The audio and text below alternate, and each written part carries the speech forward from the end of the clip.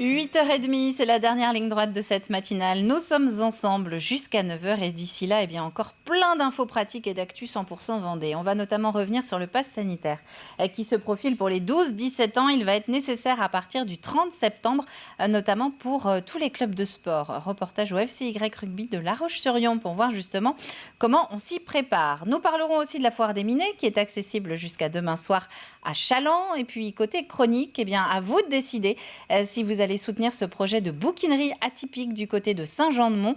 C'est l'idée d'Angela Garnier qu'elle va nous présenter vers 8h50. Mais avant tout ça, la météo, et on en parle depuis 7h. C'est un beau début de semaine dont il va falloir profiter avant le retour des perturbations qui sont annoncées pour les prochains jours. En attendant donc du soleil ce matin à travers les nuages, quelques belles percées. Les températures sont un petit peu en baisse par rapport aux jours précédents, mais cet après-midi, vous allez voir, le mercure doit remonter.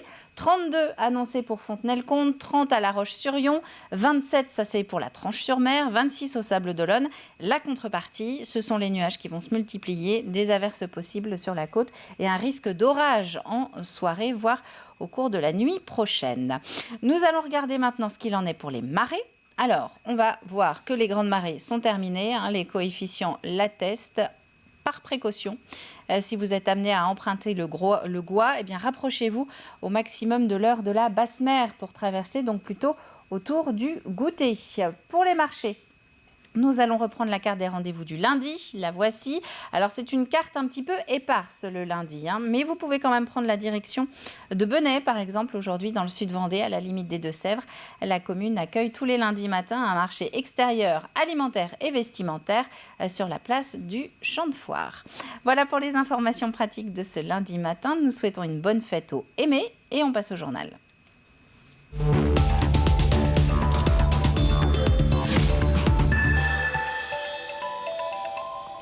Dans un peu plus de 2 semaines maintenant, les 12-17 ans devront à leur tour présenter leur passe sanitaire pour continuer à faire du sport en club. Une mesure pour laquelle les associations sportives doivent se préparer. Alors, impact ou pas sur leurs effectifs, après une saison 2020-2021 déjà fortement touchée, élément de réponse avec cette rencontre de Pierre Dalicieux. L'ambiance est plutôt bonne pour cette reprise des séances de rugby.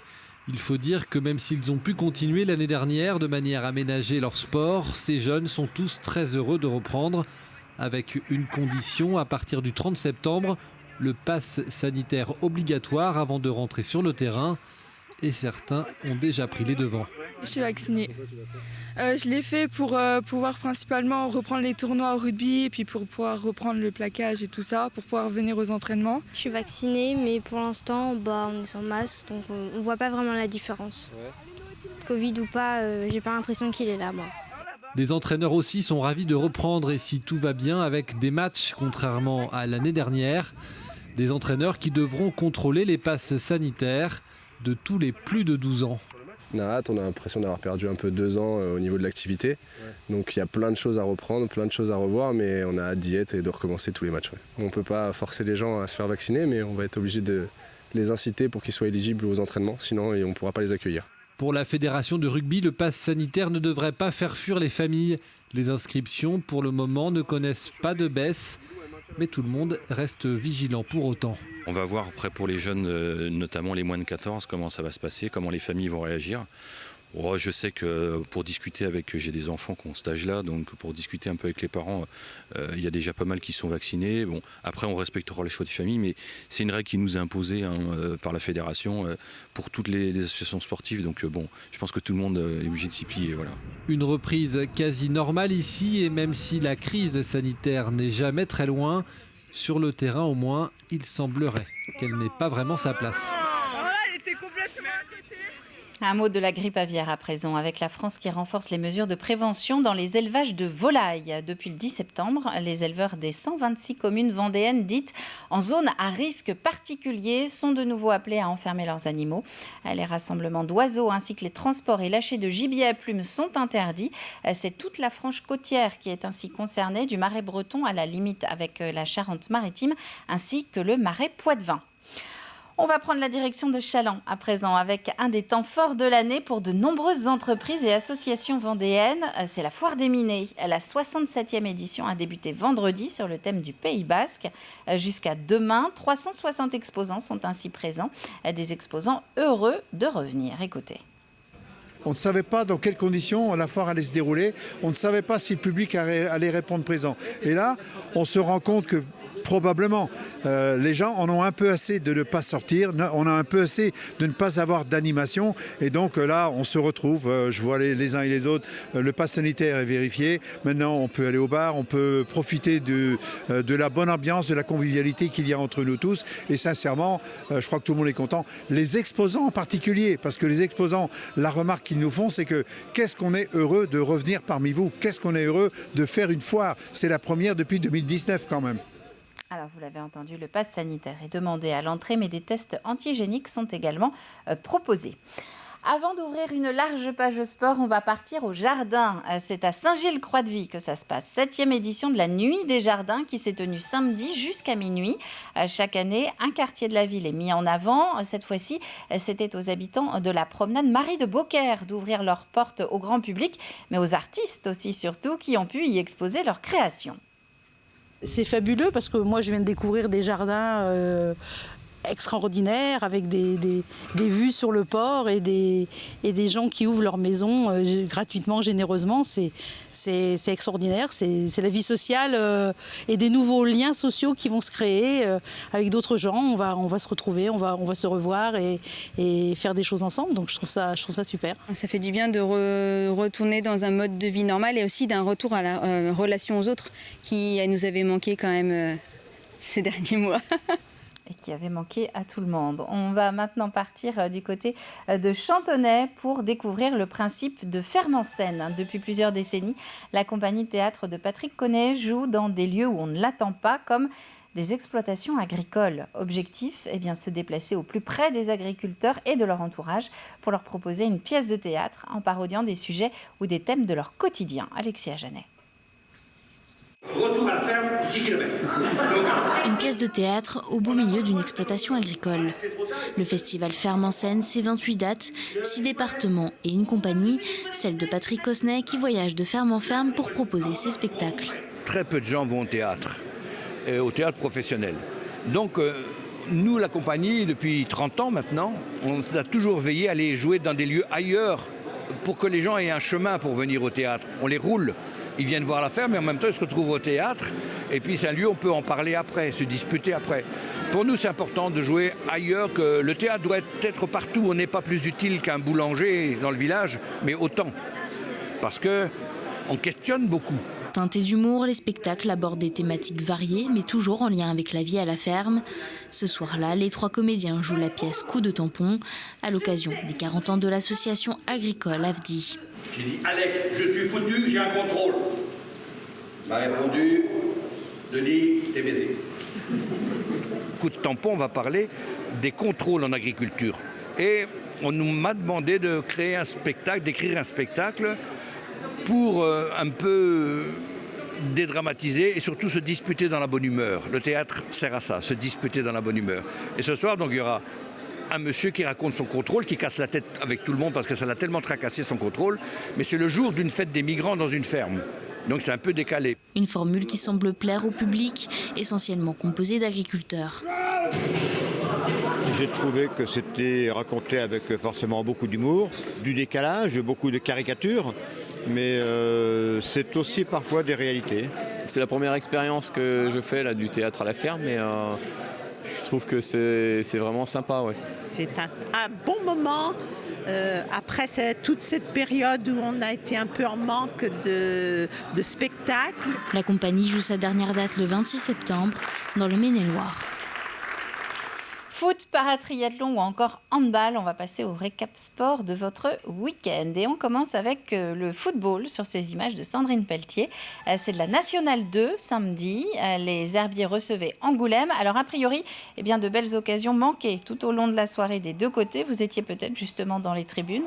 Score final 2-1 pour les Charentais. On doit le but vendéen au numéro 5, Khalifa Traoré, marqué dans le temps additionnel. C'est une défaite, j'ai envie de dire, méritée. Voilà, on avait étudié cet adversaire et ils ont fait le jeu qu'ils voulaient, c'est-à-dire avoir beaucoup de nombre derrière la ligne du ballon, un vrai bloc, ça défend très très bien. C'est une équipe qui a pris que 2 buts contre le Puy, 90e, 91e. Voilà, et malheureusement, on fait une erreur dans la lecture de trajectoire du ballon, on leur donne ce but et ça nous a compliqué le match. Voilà, maintenant, la première mi-temps n'est pas suffisante. Voilà, on aurait dû emballer face à ce genre d'équipe. Quelques images du championnat de France de paratriathlon à présent. C'était samedi, là encore, mais à Saint-Jean-de-Mont. Le départ s'est fait à marée basse et c'est Anouk Kurzilla, médaillé de bronze à Tokyo, qui a ouvert la course. Les spectateurs ont eu aussi la chance de voir le médaillé d'or à Tokyo, Alexis Anquincan, qui s'est imposé sur ce titre de champion de France. Les Vendéens Thibaut Rigaudot et la locale de l'étape Gladys Lemoussu se sont imposés dans leur catégorie. Du handball aussi avec la première journée de Nationale 1 masculine. Pouzauges recevait Rezé ce week-end et c'est Rezé qui a justement ouvert le score, mais Pouzauges a repris l'avantage avant la mi-temps et l'a gardé jusqu'à la fin du match qui s'est conclu par une victoire à domicile 34-28. Et puis en Nationale 1 féminine à présent, La Roche-sur-Yon recevait Mérignac et l'équipe a offert un beau retour aux spectateurs quasiment un an après le dernier match officiel à la salle du Sully. Le RVBH s'est imposé 27-21 face aux Girondins. Voilà pour les informations de ce lundi matin. Nous allons passer maintenant à la Minute Positive qui nous emmène du côté d'un producteur d'huile essentielle. Et puis nous, on va se retrouver juste après. C'est l'heure de la Minute Positive avec le chemin de fer de la Vendée, un voyage extraordinaire au rythme d'antan. Création de jardins, réalisation de vos cours et allées, terrassement, assainissement. Retrouvez la Minute Positive avec Arrivée Paysagiste.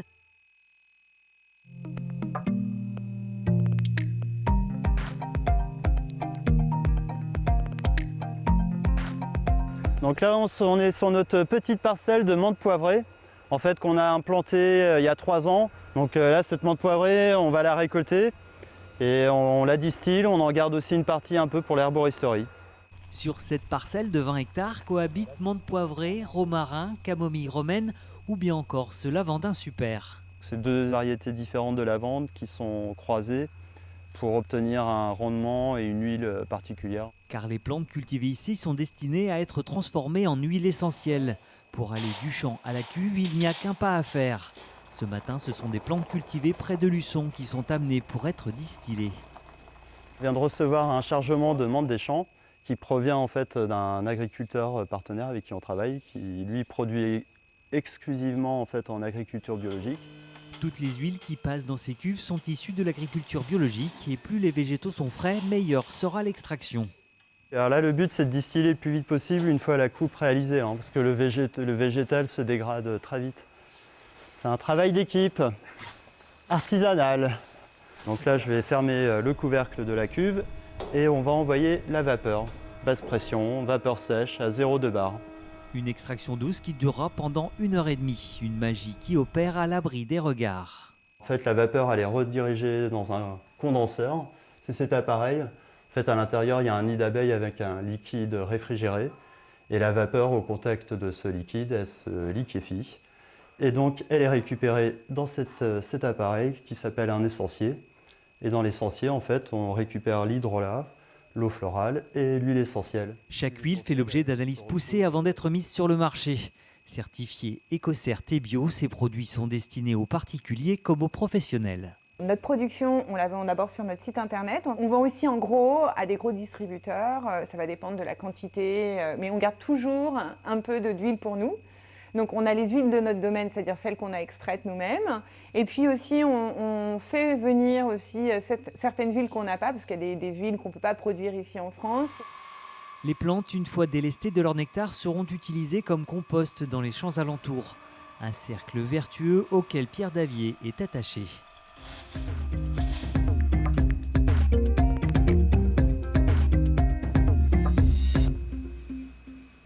8h45 sur le plateau de la matinale. Merci de partager ce début de journée en direct avec nous. Côté actu, eh bien, on va prendre maintenant 3 petites minutes pour revenir sur la Golden Globe Race, la course qui s'inspire du Golden Globe Challenge repart des Sables d'Olonne dans un an pour une 2e édition. Regardez.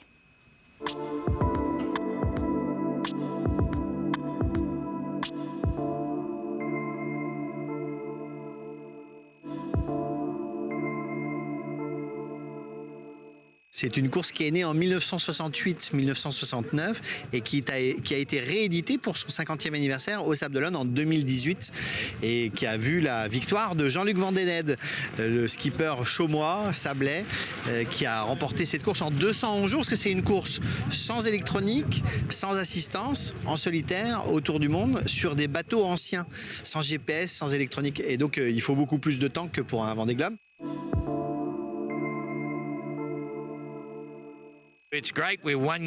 C'est super d'être à un an du départ de la Golden Globe Race 2022.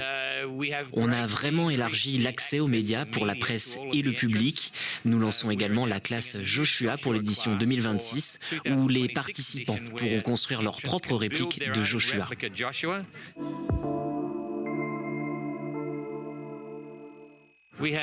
Nous avons 26 participants de 13 pays différents. Avec le Covid, 4 concurrents n'ont pas pu boucler leur projet, mais nous avons quand même une très bonne flotte.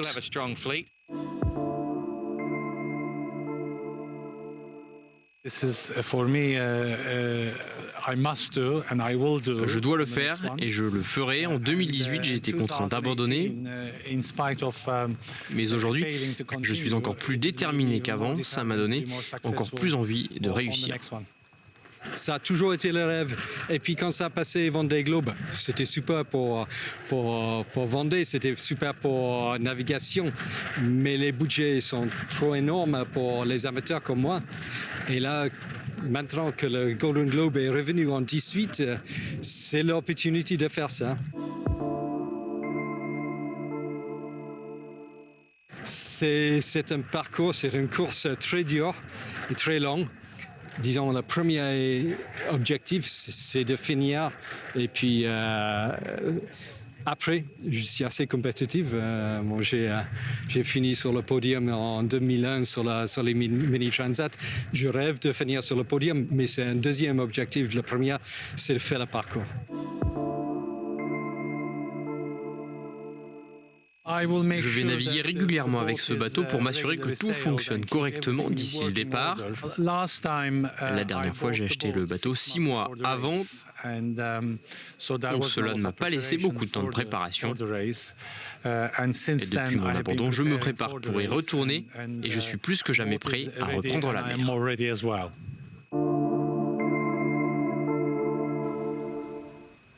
Et c'est un plus de l'info que vous allez pouvoir retrouver sur tvvendée.fr, rubrique Actu.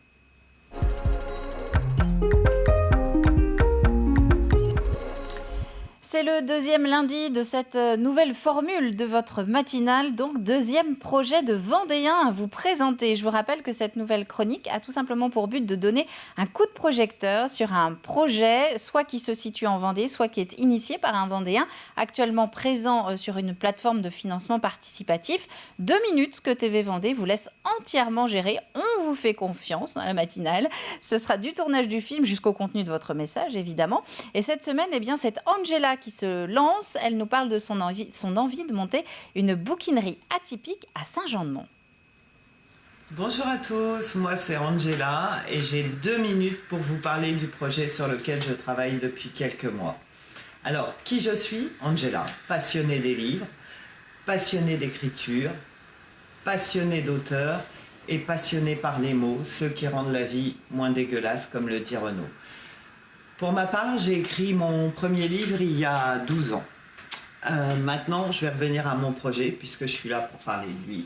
Donc mon projet est d'ouvrir une bouquinerie atypique en bord de mer en février l'année prochaine.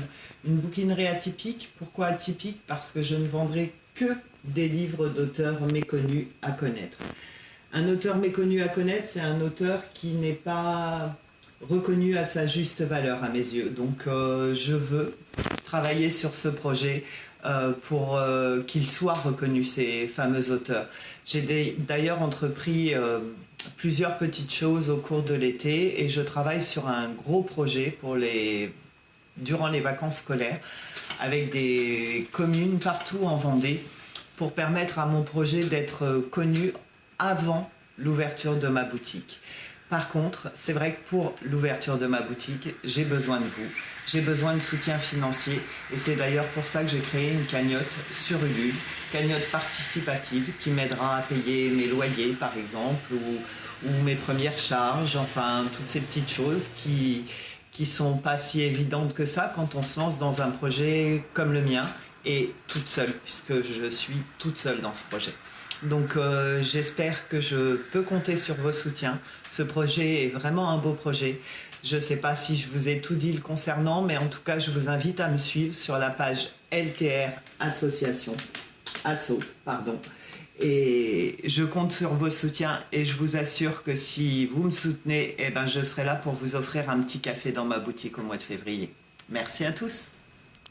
La bouquinerie atypique, c'est un projet d'Angela à retrouver sur la plateforme Ulule et sur tvvendée.fr, rubrique matinale.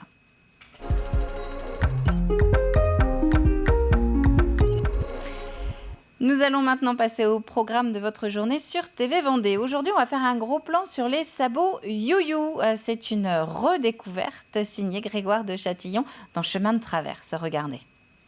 Bonjour Charlotte. Bonjour Grégoire. Alors en 2019, vous revenez aux sources, ici au Sables d'Olonne. Exactement. Et vous rachetez cette institution, les fameux sabots You-You, ces sabots sablais qui existent depuis carrément 1813, 1810 quoi. À peu près 2 siècles. 2 siècles.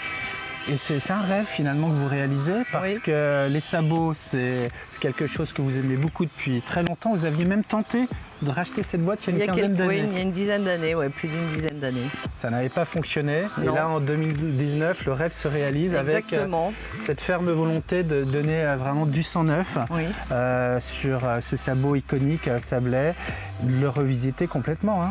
C'est tout à fait ça, oui. C'était l'idée, c'était vraiment de reprendre la marque et de recréer toute une collection qui soit vraiment en miroir avec les codes de la mode d'aujourd'hui. Chemin de Traverse consacré aux sabots sablais You-You, c'est notamment à midi sur le direct de TV Vendée. Vous êtes bien sur le plateau de la matinale et c'est la toute dernière ligne droite. On va vous faire un dernier rappel des titres à 8h53. Les clubs sportifs se préparent au pass sanitaire des 12-17 ans, une obligation demandée à partir du 30 septembre qui concerne toutes les activités périscolaires mais aussi le cinéma, le train ou encore le restaurant. Encore 2 jours pour aller à la découverte de la Foire des Minets. Le rendez-vous des entreprises du Nord-Ouest vendéen fermera ses portes demain. En attendant, 360 exposants participent à cette 67e édition.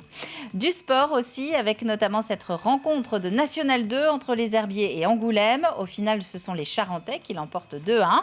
Mais vous pouvez également retrouver sur tvvendée.fr des victoires en handball, 2 victoires vendéennes en National 1. Et puis, Ferme-en-Seine à Chantonnay, c'est fini. La troupe qui sillonne la France depuis 30 ans en dehors des salles de théâtre vient de jouer au beau milieu d'une exploitation agricole, une de ses dernières représentations de la saison. 8h54 sur TV Vendée. Ça y est, c'est le moment de passer au dernier rappel du jeu de ce lundi.